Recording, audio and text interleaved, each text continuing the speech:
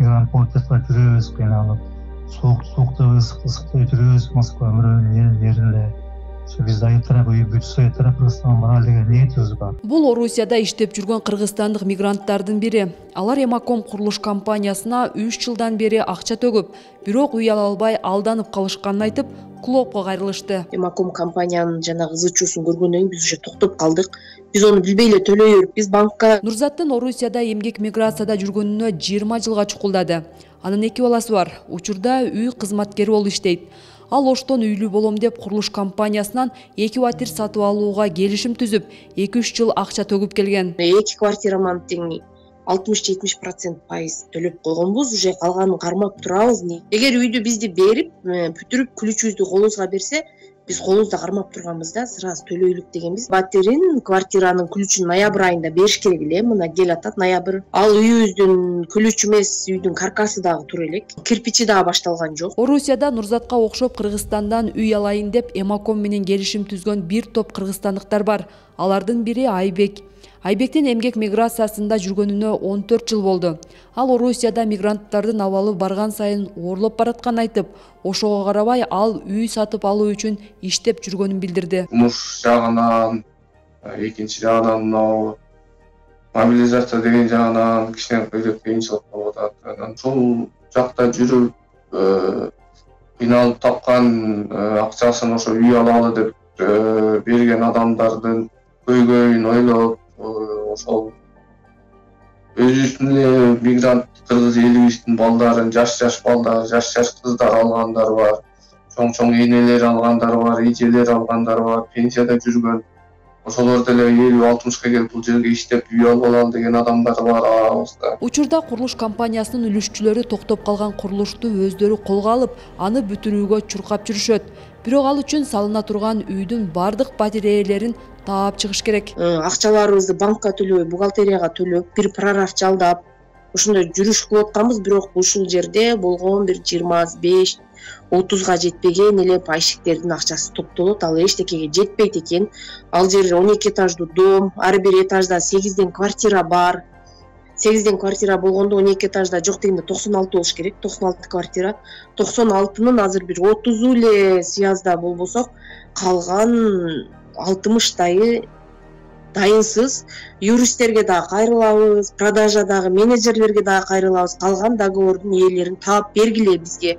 Силерге төлөбөй жаткан болсо, биз айтып төлөт дейлик. Эгер төлөсө, үйлөрүн продажага чыгарып, строй материал алабыз, үйлөрүн сатабыз, сатка чыгарабыз деп ушу күнгө чейин бербей келет да. Договорлорун, данныйларын бербей келет. Акчаны бере албайбыз биз рабочийлерге айлыкты. Биз зор армап турган аякка күрөшүп атсак, ошон үчүн жителдер өздөрү комиссия түзүп, элден акча чогултуп, өзүбүз кызылдап атабыз. Өзүбүз закон боюнча бир жөн туруш керек эле. Фирманын өзүнүн милдети болчу бүтүрүп бериши. Мындан тышкары Эмакомго нааразы болгон Бишкек менен Оштогу үлүшчүлөр миңдеп саналат. Алардын көбү улам маалымат жыйын өткөрүп, бул маселени тынбай көтөрүп келишет. Сентябрь айында үлүшчүлөрдүн маселеси парламентте да көтөрүлгөн. Эмакомдун негиздөөчүсү депутат Эмилбек Жусупов дал ошол парламентте отурат. Бирок ал буга чейин ишкананы башкаларга өткөрүп бергенин, алданган үлүшчүлөргө тиешеси жок экенин билдирген. Ачык булактардагы маалыматка ылайык, курулуш компаниясынын азыркы ээси катары анын агасы Мелис Жусупов көрсөтүлүп турат. Эмил Жусупов ошо эл өкүлү болуп эл шайлап барган экен.